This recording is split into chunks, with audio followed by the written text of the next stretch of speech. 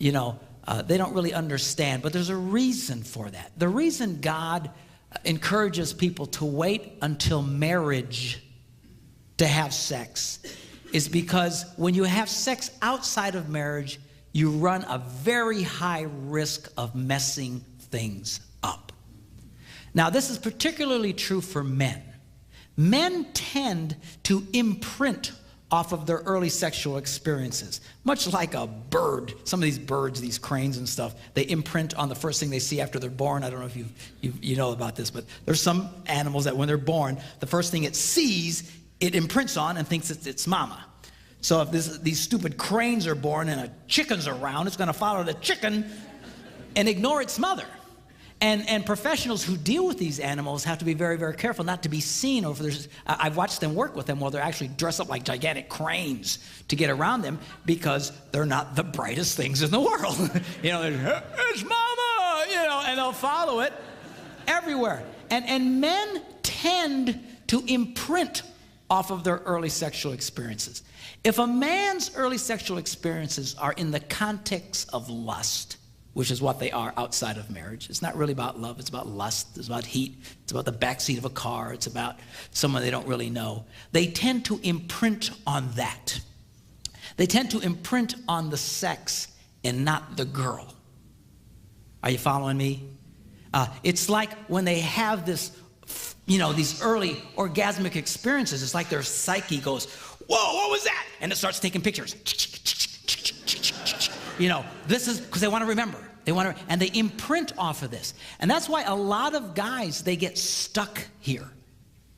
That's why a lot of men are constantly, even in their marriages, are trying to recreate a lust environment, trying to get fulfilled sexually as a married man, trying to force their wives to do things that a lot of them are very uncomfortable in doing. Why are they doing that? Because they're trying to recreate this thing. They're trying to recreate this thing. See, if a man's early sexual experience is in the context of marriage, where he falls in love with this girl and all these people gather together and they all approve of it and they have this wedding and they're in a church and their God approves of it and all their friends and family approve of it and they have the biggest celebration of their life, and then on their wedding night and on their honeymoon he starts having these first experiences. Now he's imprinting on the girl and he connects to the girl at a very deep level. That's why people who wait until they're married to have sex have a fraction of the divorce rate of the rest of the world. Because he's imprinting on her as opposed to just sex. I met a man not too long ago who told me after a session, he says, I got a problem. I said, what is it? He says, I'm just not interested in sex. Which to a Puerto Rican is very odd. And it's like speaking Swahili, man. I don't know what he's talking about. and I said, well, what do you mean? He says, I don't know. I'm just not interested in her. And then she's really upset with me. And I said, well, are you never interested in sex? He says, well, if we go out and have a nice dinner and go to a hotel or something, then I can get into it. And I said, let me ask you a question. Were you a virgin when you got married? He goes, no. And I says, were you pretty sexually active? His eyes kind of lit up. Well, yeah.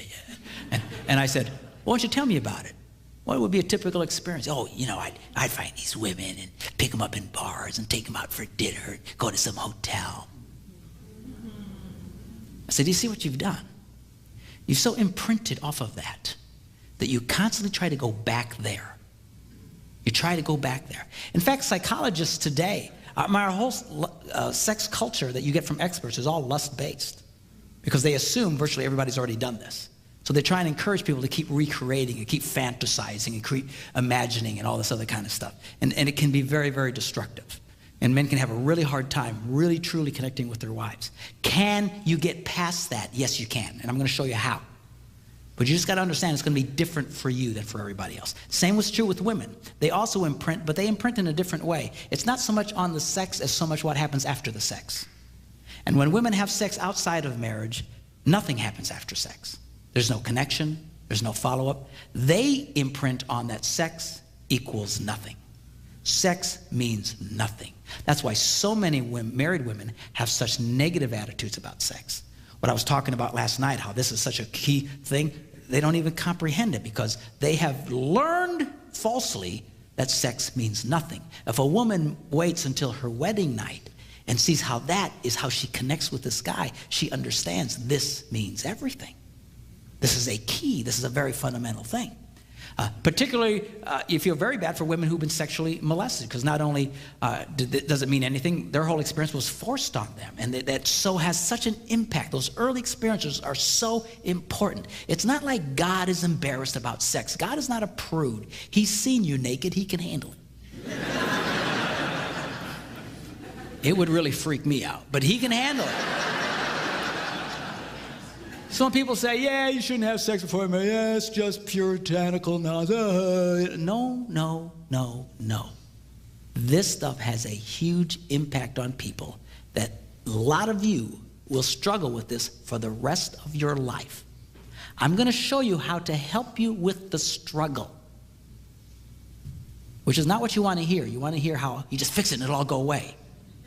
It won't probably just all go away. You will struggle with this for the rest of your life. All the more reason you need to tell your children what I'm about to tell you, so they do this right.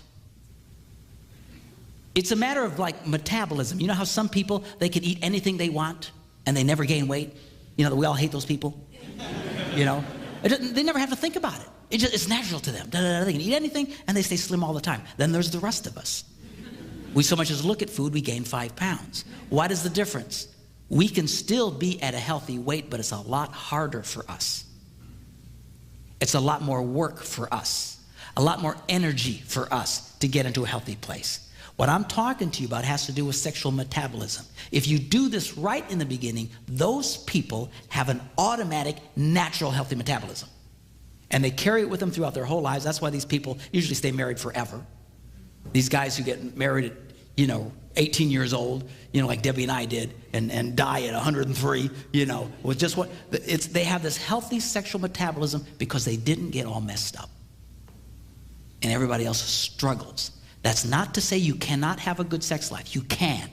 You can have a wonderful sex life. It's just for a lot of you, it's going to be more deliberate, and you're going to have to work at it a little bit harder than others. Are you following what I'm saying? I'm not trying to discourage you, but I'm not going to whitewash this to you. That's why you want to encourage your kids, wait. For the love of God, wait. And particularly for women, not only psychologically, they have now determined through research that women physically do not respond the same after they've had multiple sexual partners. Women typically, when they have sex, they release a chemical called oxytocin into their bloodstream. It gives them this buzz and it helps them to connect emotionally. It's the same chemical that's released in a woman when she breastfeeds a little baby. And it helps her to connect. They call it the bonding chemical. They have measured that women who have multiple sexual partners, they start releasing less and less oxytocin. Just a physical thing. I mean, this is really dramatic for women. Physically, they can't even get the same buzz. It's not worth it. You can make it work. You can have a healthy sex life. I'm going to show you how to do it. But all the more reason you want to encourage your kids, wait. Do this right. Don't tell them sex is wrong. Sex is wrong. Man, I told my kids sex rocks. Man, sign me up, Jack. I like this.